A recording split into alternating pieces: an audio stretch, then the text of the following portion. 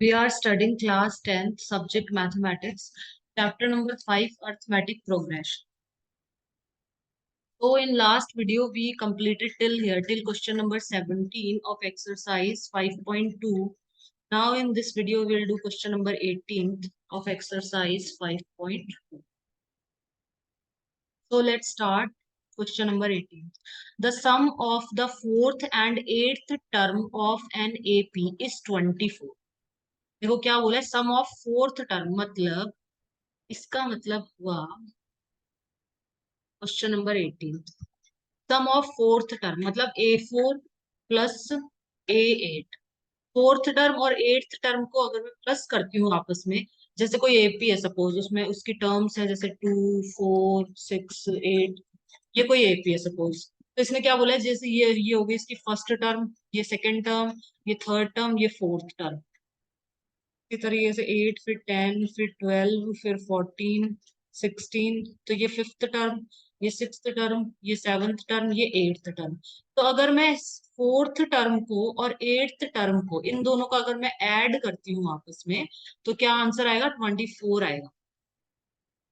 वापस से समझ लो, the sum of fourth and eighth term, fourth term मतलब A4, एट्थ टर्म मतलब A8। ठीक है, इन दोनों का सम मतलब दोनों को अगर मैं प्लस करूंगी तो क्या आंसर आएगा, ऑफ एन एपी इज 24, 24 आएगा। तो ये एक इक्वेशन बन गई यहाँ से। दूसरी equation, the sum of sixth term मतलब जो छठवीं टर्म है, मतलब ये 12, और टेंथ टर्म है, टेंथ ये तो एट्थ है, फिर इसके बाद नाइन्थ टर्म आएगी, फिर टेंथ टर्म 16 के बाद 18 20। ये मैंने सपोज करी है, ये जरूरी नहीं ये पे मैं सपोज करके बताया सर। तो एट जो सिक्स्थ टर्म है और जो टेंथ टर्म है, मतलब यहाँ लिखो sixth term plus tenth term, इन दोनों का सम कितना है, 44। ये बन गई दूसरी इक्वेशन। बहुत सिंपल क्वेश्चन है, आराम से सॉल्व हो जाएगा। Find the first three terms of the AP. AP की शुरू की तीन टर्म्स हमें फाइंड आउट करनी है। ठीक है, बहुत ही इजी क्वेश्चन है, कर लेते हैं इसको, यहाँ पे नोट पैड पे करेंगे।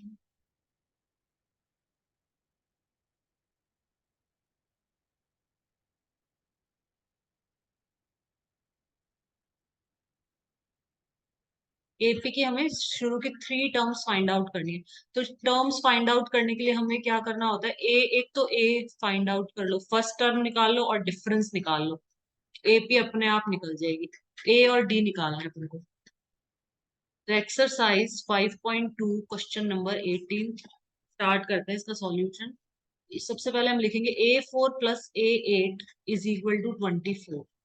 A4 की जगह मैं क्या लिख सकती हूँ, A प्लस 3D, ऐसे लिख सकते हैं हम इसको।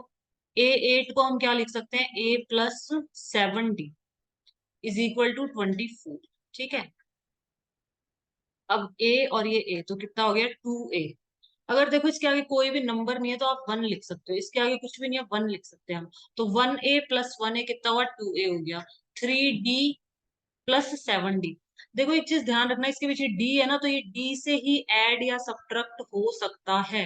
ठीक है, और किसी अदर से नहीं होगा, D ही होना चाहिए पीछे। तो इसके पीछे भी D है, इसके पीछे भी D है, तो 7D और 3D, तो टोटल कितने Ds हो गए, total 10D is equal to 24। ये हो गई एक ही इक्वेशन, पहली equation.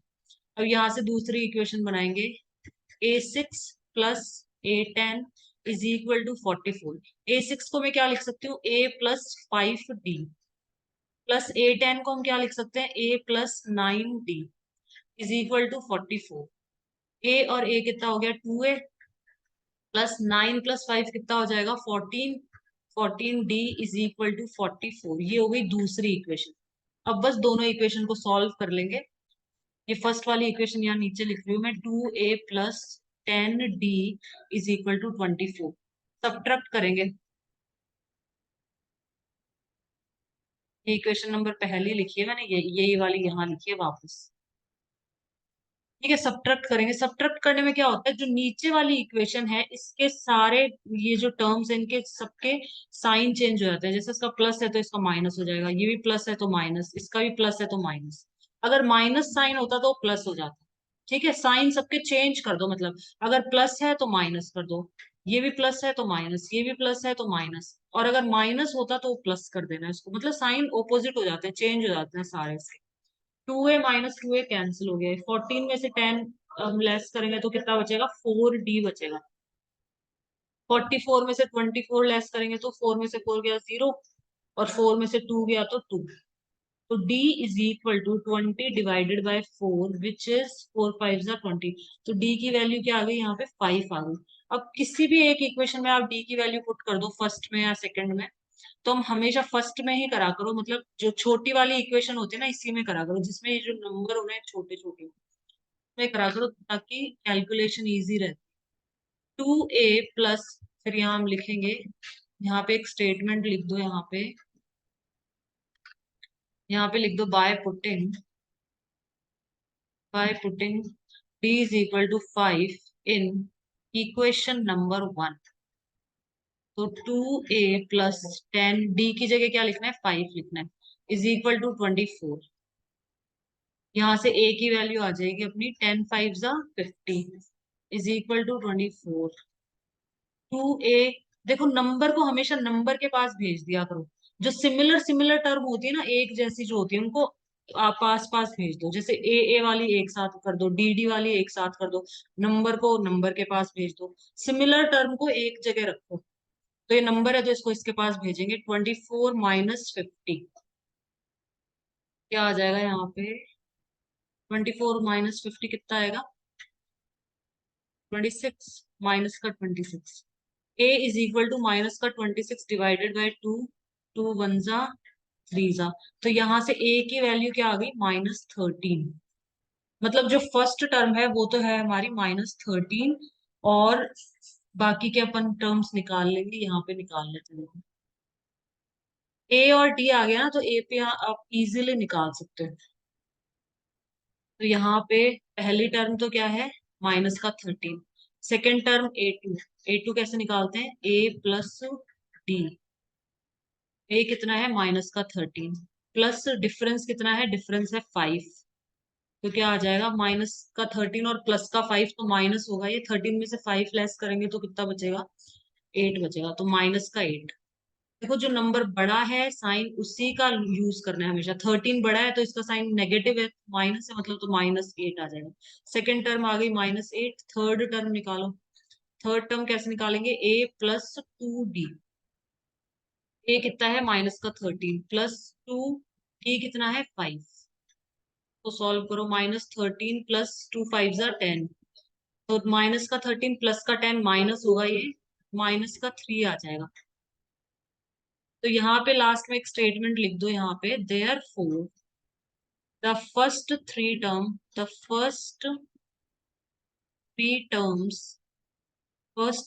Terms of this AP are. तो स्टार्टिंग की तीन टर्म्स क्या क्या होंगी, -13, -8, -3। ठीक है, ये स्टार्टिंग के थ्री टर्म्स हो गए। ये पूछा था हमसे, ये क्वेश्चन हो गया कंप्लीट। अब नेक्स्ट क्वेश्चन पे चलते हैं, क्वेश्चन नंबर 19।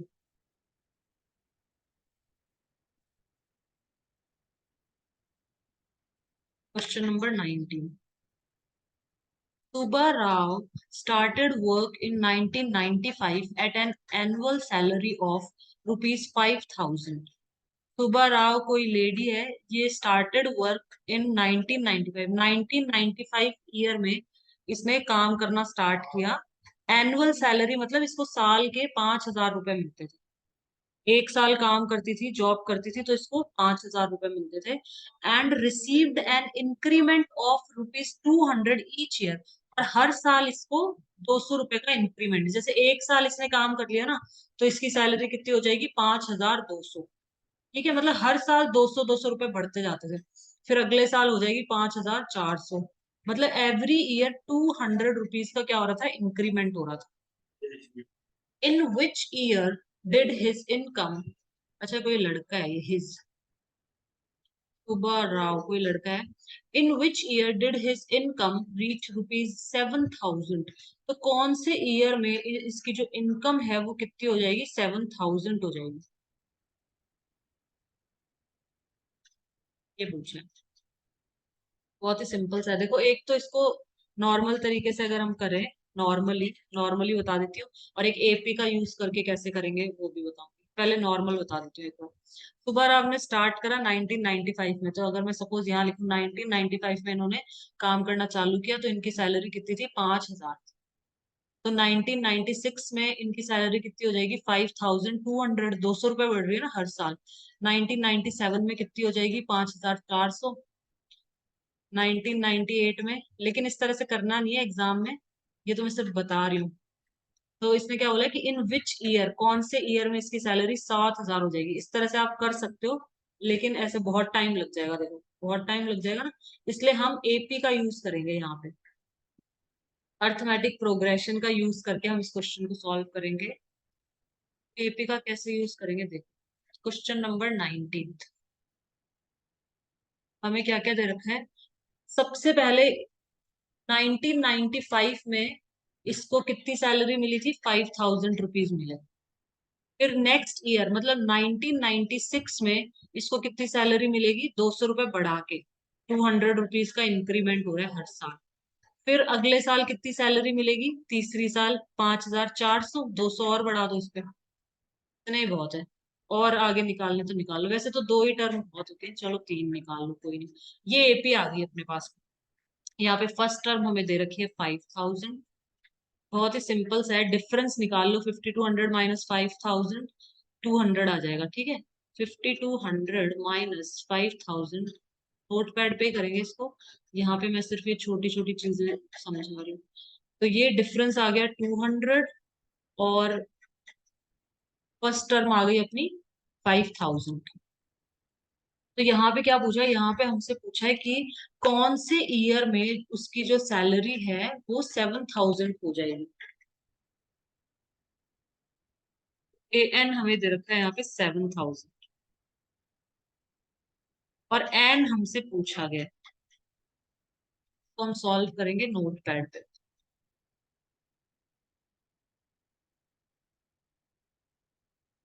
एक्सरसाइज 5.2,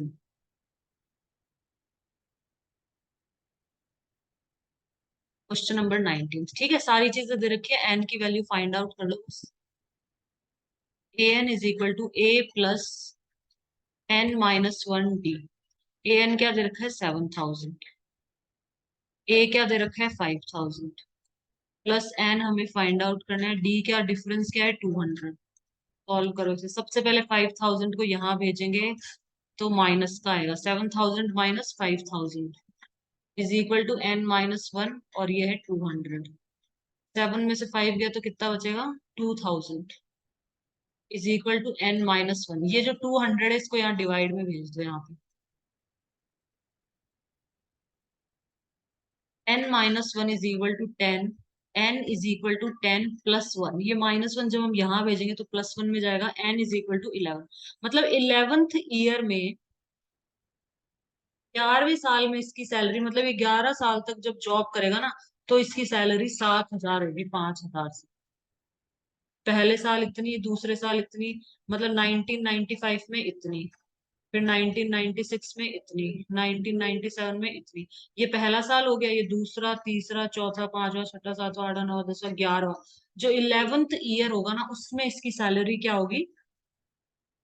7,000 होगी। ठीक है, बस ये लास्ट क्वेश्चन कर लेते हैं, क्वेश्चन नंबर 20। फिर तो नेक्स्ट एक्सरसाइज स्टार्ट करेंगे ना, 5.3 स्टार्ट करेंगे। Question number 20, Ramkali saved ₹5 in the first week of a year. साल के पहले वीक में 5 रुपए बचाती है। देन इंक्रीज हर वीकली सेविंग बाय रुपीज इतना। मतलब फर्स्ट वीक में, जैसे कोई जनवरी स्टार्ट हुआ, तो जनवरी के फर्स्ट वीक में 5 रुपए इसने सेव कर लिए, ठीक है। और फिर इसने अपनी सेविंग को बढ़ा दिया, 1.75 और बढ़ा दिया। 5 रुपए तो सेव करती है, और 1.75 और, मतलब हर साल। एंड इंक्रीज हर वीकली सेविंग बाय रुपीज 1.75। 1.75 से ही अपनी जो वीकली सेविंग है इसको बढ़ाती जा रही है, इंक्रीज करती जा रही है। If in the nth week, मतलब पहले वीक में तो इसने क्या करा? 5 रुपए बचाए। अगले वीक में, जैसे जनवरी स्टार्ट हुआ, जनवरी का फर्स्ट वीक आया, संडे से लेकर पूरा कहाँ तक? सैटरडे तक, पहले वीक में इसने 5 रुपए बचाए। फिर वापस से संडे से लेके सैटरडे वापस, जो सेकंड जो वीक आएगा उसके अंदर, के अंदर कितने रुपए बचाए इसने, 5 में ये प्लस कर दो, मतलब 6.75, उसमें इतने रुपए बचे। फिर अगले वीक में इतने और प्लस कर दो, इसमें 1.75 और ऐड कर दो इसके अंदर, तो ये कितना हो जाएगा, इसमें 1.75 और ऐड करेंगे तो, वैसे तो दो टर्म्स ही बहुत है, और करना है तो कर लेते, चलो एक और निकाल लेते हैं। 1.75 इसमें ऐड करो, 0, 1, 7, 7, 14 का 5, 1 कैरी, 6, 7, 8, 8.50, 8.50। ठीक है, तो पहले वीक में इसने 5 रुपए बचाए, मतलब जनवरी स्टार्ट हुई और संडे से लेके सैटरडे तक 5 रुपए इसने बचा लिए, जो भी इसकी सैलरी आती थी या जो भी इसको पैसे मिलते थे उसमें से। फिर दूसरे वीक में इसने 1.75 और बढ़ाकर इतने बचाए, मतलब तीसरे में 1.75 और ऐड कर लो पहले वाले के अंदर, तो हर हर वीक इंक्रीज हर वीकली सेविंग बाय इतना, इससे बढ़ती जा रही है इसकी weekly saving. If in the nth week हर वीकली सेविंग बिकम्स इतना, फाइंड n, इसकी वीकली सेविंग इतनी बन गई है, मतलब an दे रखा है ये हमें, सिंपल सा है, देखो इसके अंदर भी a आपको दे रखा है 5, 6.75, 8.50। क्वेश्चन नंबर 20, आपको दे रखा है यहाँ पे 20.75। ठीक है, ये दे रखा है, एन हमें फाइंड आउट करना है, ए हमें दे रखा है 5, डिफरेंस हमें दे रखा है 1.75, 6.75 में से माइनस करेंगे 5 तो कितना आएगा 1.75, तो ए पता है, डी पता है, ए एन पता है, तो एन हमें फाइंड आउट करना है। मैं वापस से एक्सप्लेन कर देती हूँ क्वेश्चन, फिर करवा भी दूँ, चलो टाइम है थोड़ा सा। ठीक है, तो if in the nth week हर वीकली सेविंग बिकम्स इतना, फाइंड एन, मतलब कौन से वीक में उसकी सैलरी इतनी हो जाएगी, मतलब उसकी सेविंग इतनी हो जाएगी। एक्सरसाइज 5.2 नंबर 20, वापस से ये यूज करना है, A N is equal to A plus N minus 1 D.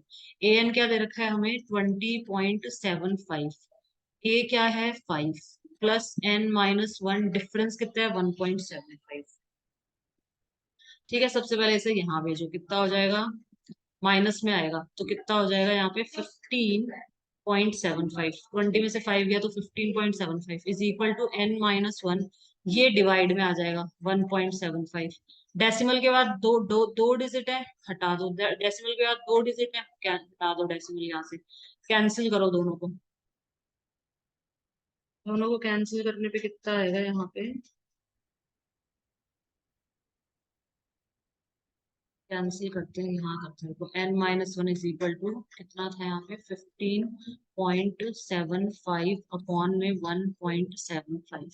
यहाँ से डेसिमल हटाया, यहाँ से डेसिमल हटाया, कैंसिल करेंगे 5 से, 5 3 जा 15, 16 17, 5 5 जा 25, 5 3 जा 15, 5 1 जा 5, 6 7, 5 5 जा 25, वापस से कर दो, 5 से हो जाएगा कि 5 6 जा 30, 5 3 जा 15, 5 7 जा 35, ठीक है।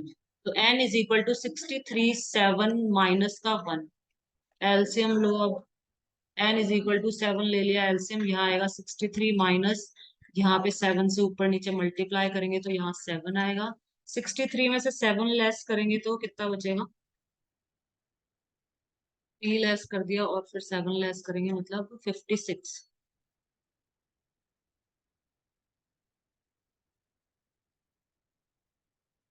तो यहाँ पे कट ही जाता ना, 7 9 जा 63, यहाँ पे कैंसिल ही कर देते, इतना करने की जरूरत ही नहीं है, 7 9 जा 63 कट जाएगा, नहीं काटा नहीं।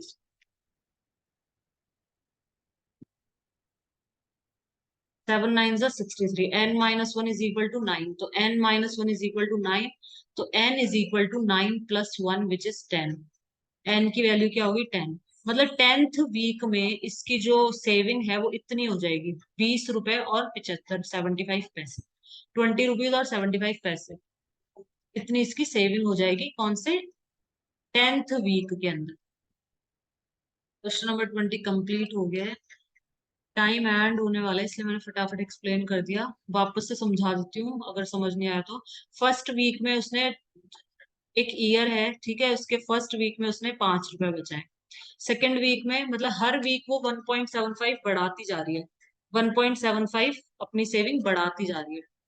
ठीक है, तो पहले वीक में 5 रुपए बचा है, दूसरे वीक में 5 रुपए तो रखे और 1.75 और डाल दिए, तीसरे वीक में इसमें 1.75 और ऐड कर दिया। इस तरीके से ये अपनी सेविंग करती जा रही है। तो हमसे पूछा कि इसके पास 20.75 रुपीज कब हो जाएंगे, कौन से वीक में इसके पास टोटल रुपीज 20.75 इतने रुपीज हो जाएंगे टोटल। तो मतलब एन की वैल्यू हमसे पूछी है, ए एन हमें दे रखा है, ए एन हमें दे रखा है, ए भी पता है, डिफरेंस भी पता है, बस यहाँ से फाइंड आउट कर लो एन की वैल्यू। ठीक है, ये क्वेश्चन कंप्लीट हो गया है। अब नेक्स्ट एक्सरसाइज हम नेक्स्ट वीडियो के अंदर करेंगे, इसमें बस हम यहाँ तक ही करेंगे।